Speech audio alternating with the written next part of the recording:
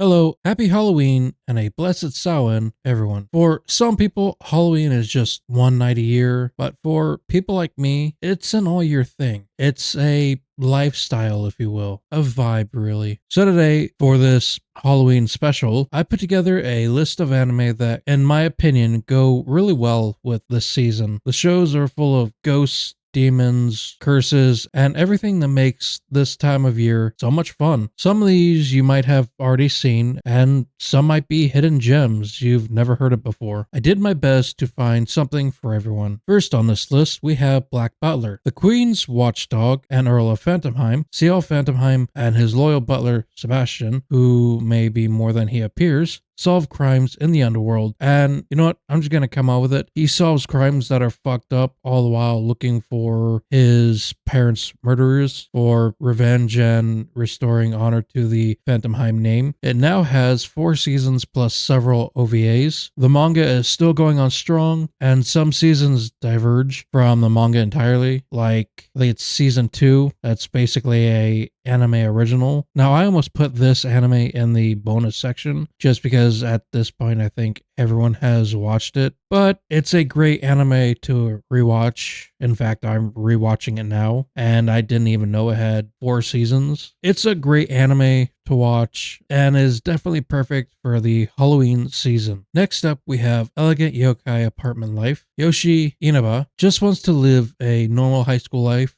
after losing both his parents. After losing his parents, he has to go live with his aunt and uncle, but he doesn't want to be a burden on them, so he decides to find a high school that offers a dorm, but then that dorm burns down. So he is forced to find a cheap apartment while his new dorm is being built. But the catch with this new apartment, it's full of ghosts, yokai, and other supernatural beings who live alongside humans. At first he is overwhelmed, but Yoshi slowly adjusts to this bizarre environment, forming bonds with residents who help him grow past his grief and loneliness. Some moments are eerie while others are heartwarming, and the apartment's mixture of human and non-human residents creates a supernatural found family unlike any other. This anime was released in the summer of 2017, has 1 season with 26 episodes. This anime is based off a light novel series that began back in 2003, running over a full decade before finally getting a anime adaptation. Personally, I think this anime is more of a chill one. Some episodes are, I guess, kind of eerie. I don't know. Again, it's another anime I really like. I thought it was a little different from what I normally watch, so I thought that was nice. And it actually highlights a real thing called Jiko Buken, or incident building. Basically, it's a haunted house or apartment that's actually cheaper because it's believed to be haunted. I don't know, I just thought that was a neat detail. Next up is Black Blood Brothers. Legendary vampire hunter Jiro Machizuki, known as the Silver Blade, returns to Japan with his younger brother Kotaro in search of peace within the Special Zone, a sanctuary for vampires. But instead of rest, Jiro finds himself put back into conflict with an old enemy re-emerging. As vampire factions clash, Jiro must fight to protect his brother and uphold the fragile balance between humans and vampires. This anime came out in the fall of 2006 as 1 season with 12 episodes. The anime only covers part of the original light novel series, leaving a lot to be explored. I don't know why, but I feel like this anime is a forgotten favorite that has been overshadowed by animes like Hellsing or Vampire Knight, but I think it's a great anime, definitely worth checking out if you haven't watched it already. Next up is This a Zombie? Ayumi Aikawa was an ordinary high schooler until he was murdered by a serial killer. He was revived as a zombie by the stoic necromancer Euclid Wood Hellscythe. His second chance at life gets even stranger when he accidentally steals the powers of a magical girl, forcing him to fight monsters while wearing a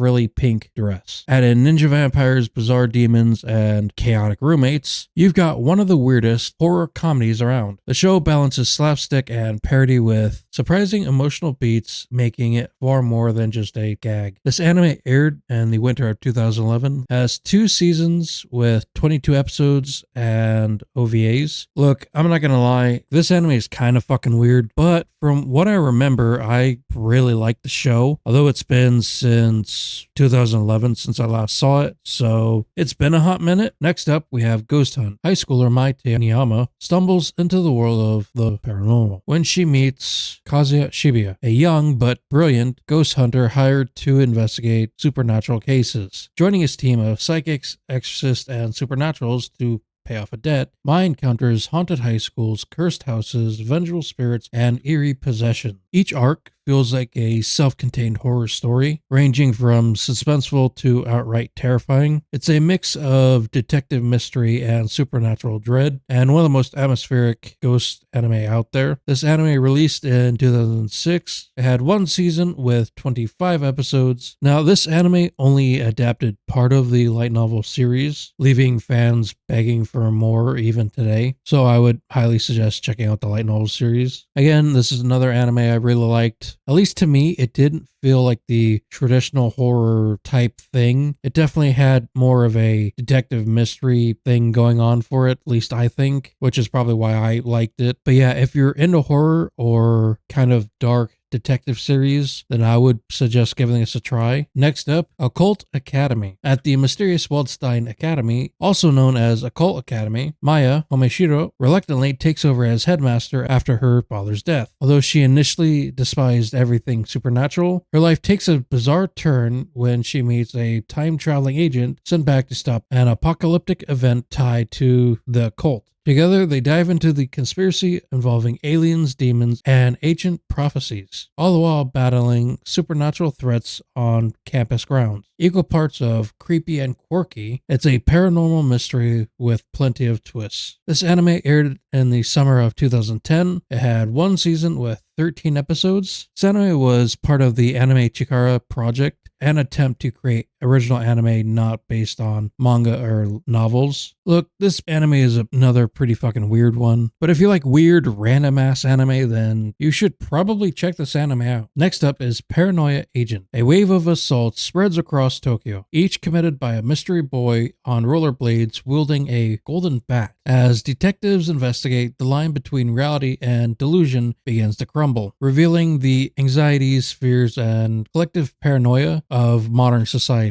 Directed by the late Satoshi Kon, the series is more of a psychological horror than supernatural one, but its surreal atmosphere, disturbing imagery, and creepy sense of dread make it unforgettable. Each episode peels back a layer of human fragility, creating a puzzle box of paranoia and delusions. This anime was released in the winter of 2004. It has 1 season with 13 episodes. Many of the themes and visuals echo Kon's earlier films like Perfect Blue and Millennium Actress. You know what? I don't think I've actually ever seen this anime before. Yeah, I haven't actually seen this anime before, but it seems like a good shift from supernatural to psychological horror, so I added it. Next up is the Ancient Magus's Bride. Shisei Hitori, a girl who has suffered abandonment and despair her whole life, is sold at an auction only to be bought by Elias Ainsworth, an inhuman magus with a beastly skull for a head. Instead of treating her as property, Elias offers her a place as both his apprentice and future bride. Living in his home, Shisei encounters fae, dragons, and other mystical creatures. Some wondrous, others terrifying. The series weaves dark fairy tale magic with emotional healing, bringing a balance of beauty and danger to the supernatural world. This anime first aired in the fall of 2017. It has 2 seasons with multiple OVAs. Last I heard, season 3 had been officially announced, but I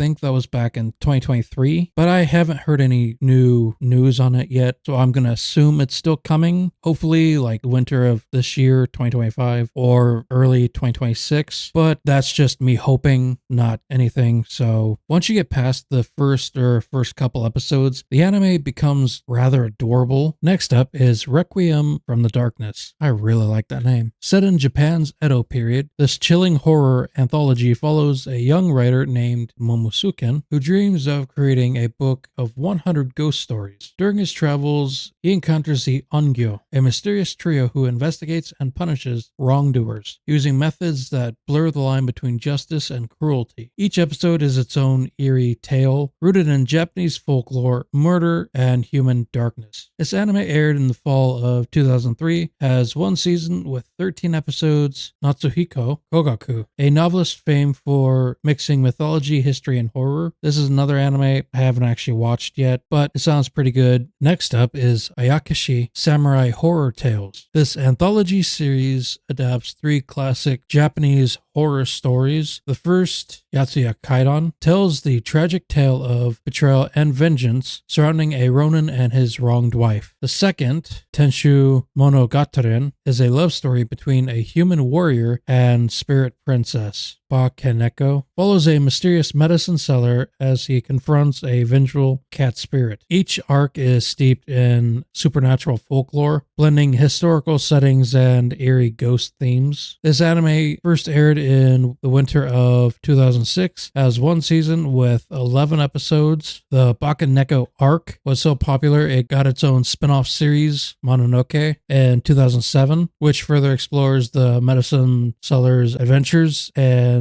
unique stylized horror tales. I picked this one because the art style is different. To me, it looks like more of a tapestry type thing going on, or at least for the most part, I think. But I think it's an anime to consider watching. So next up is Rinne, from the creator of Inuyasha and Rama Half. The series follows Sakura Mamiya, a high school girl who can see spirits, and Ren Rokudo, a half-human, half-shikigami boy, gathering souls to the afterlife. Unlike typical dark Shikigami tales, this one is full of humor and quirky characters. Rinne always broke due to the high cost of Shikigami tools. Constantly, he finds himself in a bizarre situation while trying to do his job. This anime aired in the spring of 2015. It has 3 seasons with 75 episodes. Rinne was Rumiko Takahashi's first long-running series after finishing Inuyasha. It blends her signature mix of supernatural hijinks and romantic comedy. So if you liked Inuyasha, maybe give this one a try. Next up, we have Hell Teacher Nube. Mitsuki Nuino, nicknamed Nube, is a kind-hearted school teacher with a terrifying secret. His left hand seals a powerful demon. He uses his Oni hand to battle evil spirits, demons, and monsters that threaten his students. While comical at times, the series also explores darker and creepier folklore-based stories, making it a mix of heartwarming school life and spine-chilling supernatural encounters. This anime aired in the spring of 1996. This anime had 1 season with 49 episodes and 3 OVAs. It also got a reboot this year in 2025. The manga is much darker and scarier than the anime adaptation, which tones things down for TV. Fans often recommend the manga for its more intense horror elements. I haven't actually watched this one yet either,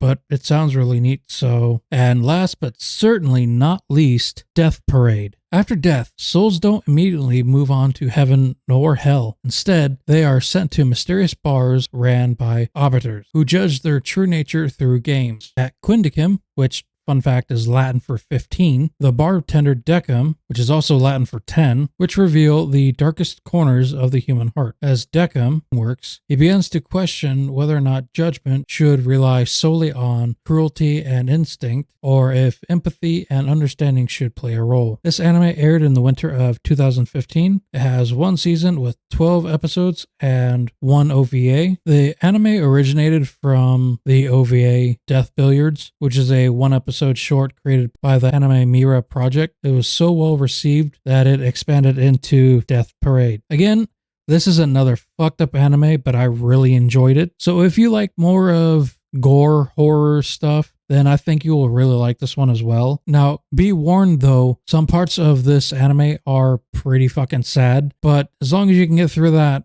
I think you will like it. And now for the bonus anime, Soul Eater. Now, this anime is obviously perfect for Halloween, but I felt like it was too on the nose, but at the same time, definitely worth mentioning. So here it is in the bonus section. Tokyo Ghoul.